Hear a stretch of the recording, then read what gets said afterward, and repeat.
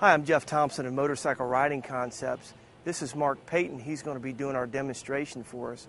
And we're going to talk about braking. We've done everything that we need to do up to this point to ride the motorcycle in a parking lot. We've learned how to find our friction zone.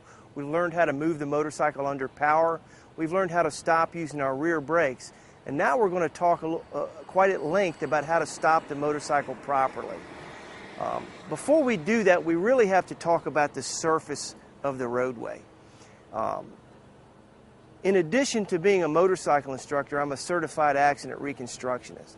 And I can't tell you how many times I've been to the scenes of motorcycle crashes where motorcycle riders didn't properly use their brakes to learn how to stop the motorcycle. The surface of the roadway here in Northern Virginia is about 90% blacktop. Well, blacktop is made up of gravel and tar, which mix together with other chemicals that harden up so you can drive on it.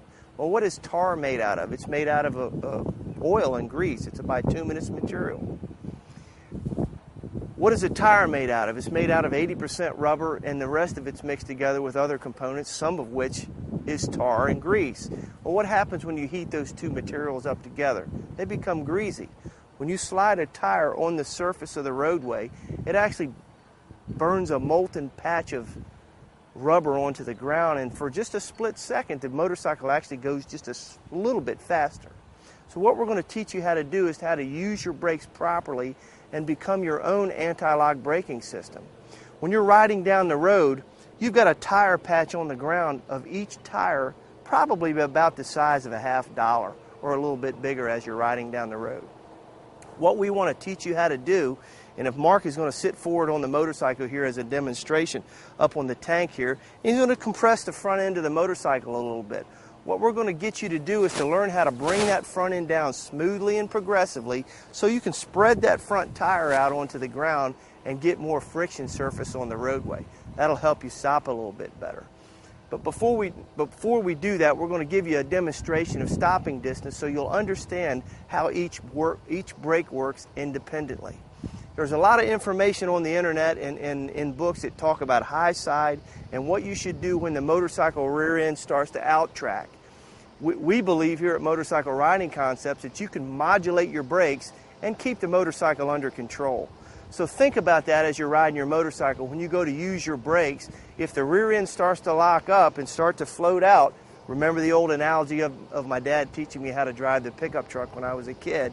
In the snow, when the rear end starts to step out, what do? You steer in the direction of the skid, and that's exactly what you do on a motorcycle.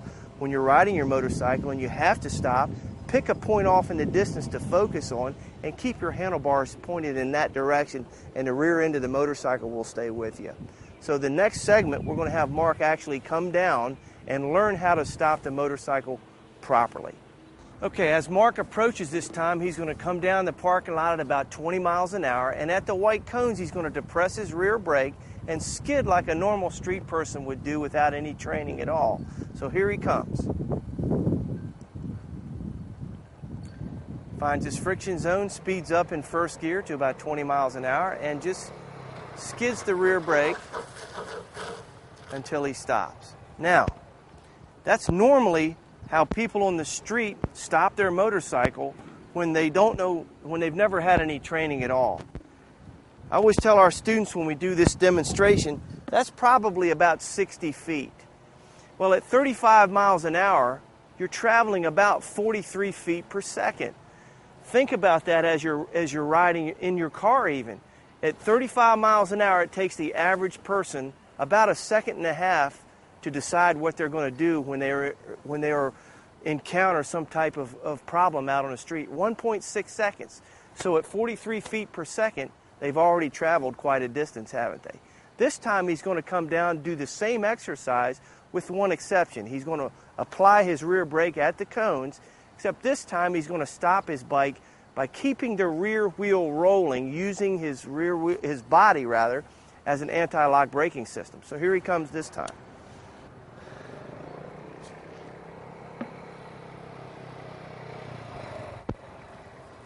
Okay, this time he's used his rear brake, kept his rear wheel moving.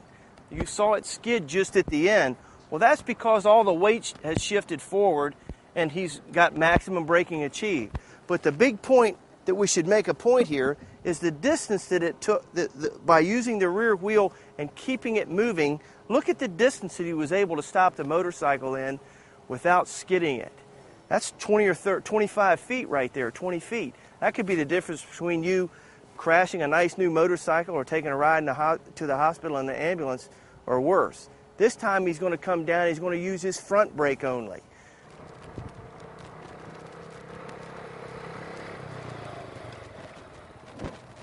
Notice the difference in the stopping distance, quite a bit. As he approached, he applied his front brake and he came to a complete stop, putting his left foot down. But look at this distance. This distance is important compared to that distance, but look at this distance compared to the first distance, front brake only. Big difference there. You're looking at 50 feet. That could be the difference between, again, you taking a ride in the ambulance or worse. This time he's going to come down and stop using both brakes properly. As Mark approaches, he will apply both brakes and stop, lickety-split, putting his left foot down. Now, dramatic difference between using both brakes and using just your rear brake.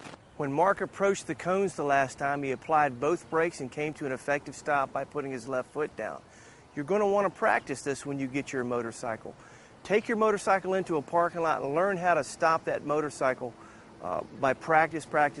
Now, remember, when you use your brakes properly, think about it like you're cutting an orange and trying to squeeze the juice down into a glass. If you take that orange and squeeze it hard, what happens to the juice? It goes everywhere. But if you take it slow and squeeze it nice and controlled, you can get that juice to fall right down into that glass. And it's the same thing with using your front and rear brakes together. Practice. We want you to keep the wheel rolling.